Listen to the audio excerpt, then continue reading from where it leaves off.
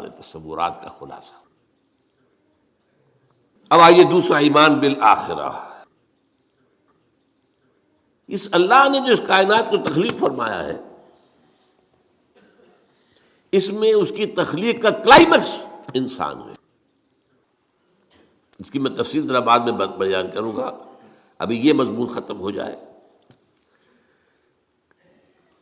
تخلیق کا کلائمیکس انسان، اس انسان کی یہ زندگی جو ہے، جسے ہم اپنے محدود مشاہدے کی وجہ سے سمجھ بیٹھتے ہیں 60 70 80 برس، کوئی بہت بوڑھا ہو گیا 90 برس 100 برس، کوئی 100 کراس کر گیا تو اخبار میں خبریں آ جائیں گی، بس نہیں، یہ انسان مسجود ملائک بنایا گیا۔ یہ کلائمیکس ہے اللہ کی تخلیق۔ اور ایک خاص بات نوٹ کیجئے، اللہ نے فرمایا خلقتہ بیدی، میں نے اسے اپنے دونوں ہاتھوں سے بنایا۔ دونوں ہاتھ کون سے ہیں؟ ایک عالم امر ہے اور ایک عالم خلق ہے، تو ابھی میں بتاؤں گا آپ کو۔ اور یہ عالم و خلق یا اللہ کی ذات میں جمع ہے یا انسان کی ذات میں جمع ہے۔ باقی پوری کائنات میں یا کوئی شے ہے تو عالم خلق کی ہے، یا دوسری ہے تو عالم امر کی ہے۔ دونوں چیزیں جمع ہیں اللہ کی ذات میں اور انسان کی ذات میں۔ اسی لیے حدیث ہے ان اللہ خلق آدم علی صورتہ، اور یہ حدیث ابو ہریرہ سے ہے رضی اللہ تعالی عنہ، اور بخاری اور مسلم دونوں میں اللہ نے آدم کو اپنی صورت پر بنایا ہے۔ اب اس سے اونچا مقام کیا ہوگا؟ کیا ایسی عظیم ہستی کی زندگی بس 40 50 60 70 80 برس؟ اس میں بھی کچھ حصہ تو بچپن کا گزر گیا، ابھی ہوش ہی نہیں، شعور ہی نہیں۔ بعد میں بھی 80 کے بعد ہو 70 کے بعد ہو تو انسان کے جو ہے حواس ٹھیک نہیں رہتی، یادداشت ختم ہو جاتی ہے، لیکن اللہ یعلم ما فی علم الشیء، علم ختم ہو جاتا ہے۔ نہیں، قرآن کیا بتاتا ہے؟ یہ بات وہ ہے جو افسوس ہے، صد افسوس، کہ آج بالکل ذہنوں سے خارج ہے۔ انسان کی زندگی بہت طویل ہے، بہت طویل ہے، بہت طویل ہے۔ علامہ اقبال جو کہتے ہیں، تو اسے پیمانہ امروز و فردا سے نہ ناپ، جاویداں پہ ہم دماں ہر دم جمع ہے زندگی۔ کیا یہ ایسے ہی بڑھ ہانکتی ہے ان میں؟ نہیں، یہ قرآن کا مطالعہ ہے۔ 5 زندگیاں ہیں انسان کی، جن میں سے 2 ان میں سے ڈورمنٹ ہے، سوتے ہوئے گزری ہیں، اور 3 ایکٹیو ہیں۔ سب سے پہلے انسان کو عالم ارواح میں پیدا کیا گیا، صرف روحیں تھی، جسم نہیں تھا، اور یہی عالم امر ہے اصل میں۔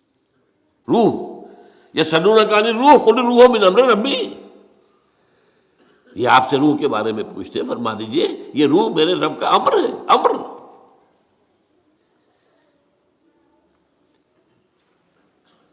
اس کے بعد اسی عمل کے دوران، اسی روحانی زندگی کے دوران عہد لیا گیا، الست بربکم قالوا بلی۔ ساری ارواح، آدم سے لے کر آخری انسان جو دنیا میں آئے گا، سب کی ارواح موجود تھی، میری، میرے والد کی، میرے دادا کی، پردادا کی، سگڑ دادا کی، آدم تک، اور میرے بیٹے کی اور پوتے کی اور پڑ پوتے کی، اور آخری انسان جو آئے گا دنیا میں اس تک، تمام انسانوں کی ارواح۔ الارواح جنود مجندہ، حدیث میں الفاظ ہے، لشکروں کے لشکر، تمام ارواح انسانیہ پیدا کر دی، لیکن جسم کسی کا نہیں تھا۔ ان سے عہد لیا گیا، الست بربکم قالوا بلی، کیا میں نہیں ہوں تمہارا رب، مالک، آقا، حاکم، پروردگار؟ سب یقیناً ہے اللہ، تو ہی ہمارا حاکم ہے، پروردگار ہے، عالم ہے۔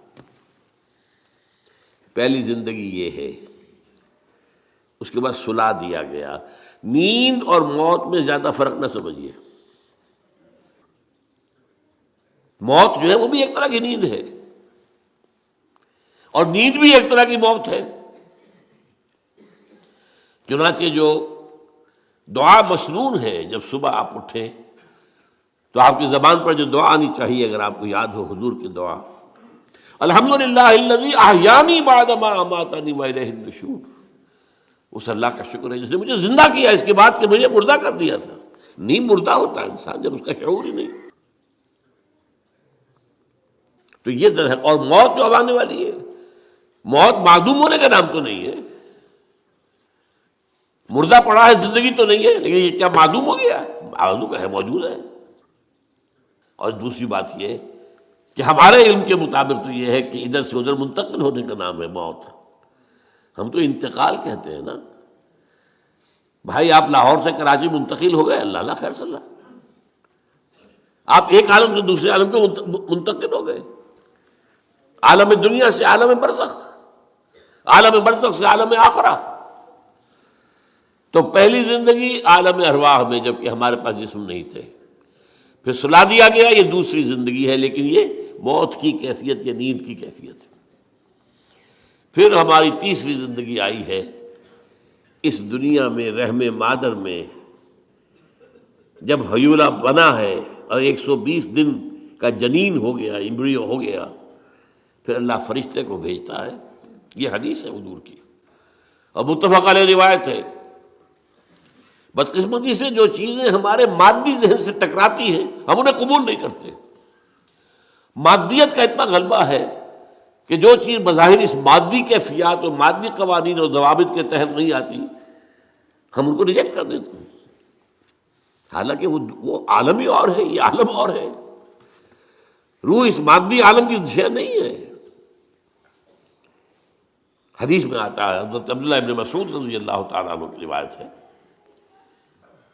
کہ رحم مادر میں 40 دن وہ جو ایمبریو ہوتا ہے وہ نطفے کی شکل میں ہوتا ہے، پھر 40 دن علقہ، پھر 40 دن مضغہ،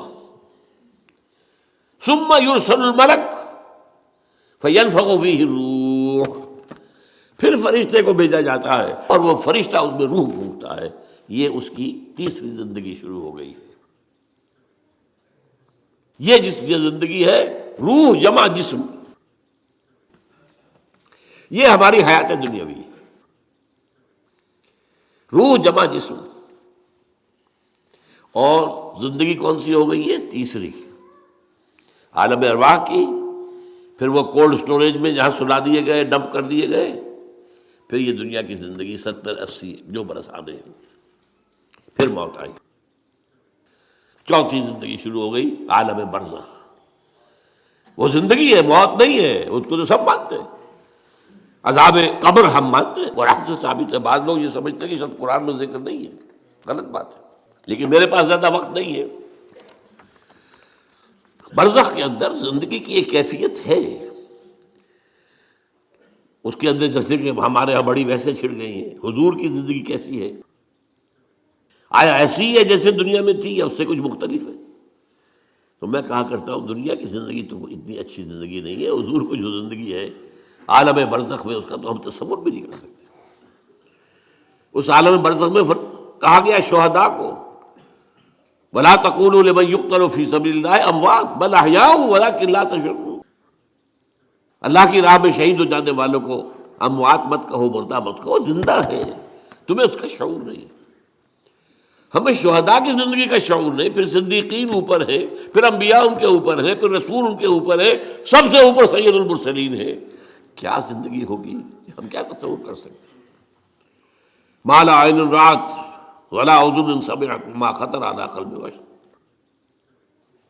بہرحال پھر یہ چوتھی زندگی آ گئی، پھر آئے گا، پھر سور پھونکا جائے گا، اور پھر فَإِذَا هُمْ قِيَامٌ يَنظُرُونَ، تو سب زندہ ہو کر دوبارہ کھڑے ہو جائیں گے۔ وہ یوم القیامہ ہوگا، کھڑے ہونے کا دن، اور اس سے ہمارا 5واں دور شروع ہو جائے گا، حیات اخروی۔ اچھا، حیات اخروی کے بارے میں ہمارا کیا ایمان ہے؟ کیا وہ کبھی ختم ہونے والی ہے؟ وہ تو ابدی ہے۔ فَإِنَّهَا لَجَنَّةٌ أَبَدًا أَوْ لَنَارٌ أَبَدًا، یہ پوری زندگی۔ تو زندگی کتنی بڑی ہو گئی تو اسے پیمانہ امروز و فردا سے نہ ناپ، جامنا پہم دواں ہر دم جواں ہے زندگی۔ البتہ ایک کام کیا کیا ہے اللہ نے، یہ جو دو موتوں کے درمیان زندگی آئی ہے، پہلی موت جو کہ ہم عالم ارواح سے، اس کے بعد سلا دیے گئے، موت آ گئی نا، پھر اللہ نے زندہ کیا۔ پھر جو ہماری موت آنے والی ہے میری اور آپ کی، ان دو موتوں کے درمیان ایک زندگی کا حصہ کٹ گیا اس میں سے۔ یہ لمبا پروسیس، وہاں سے وہاں تک، مبدا و معاد، انا للہ و انا الیہ راجعون، اس میں یہ چھوٹا سا ہماری زندگی میں سے حصہ کاٹ کر اسے ایک امتحانی وقفہ بنایا گیا۔ خلق الموت والحیات لیبلوکم ایکم احسن عملا، اس نے زندگی اور موتیں تخلیق کی ہیں تاکہ تمہیں آزمائے کہ کون ہے تم میں سے اچھے عمل کرنے والے۔ یہ امتحانی، اس کو بھی اقبال نے خوب کہا ہے،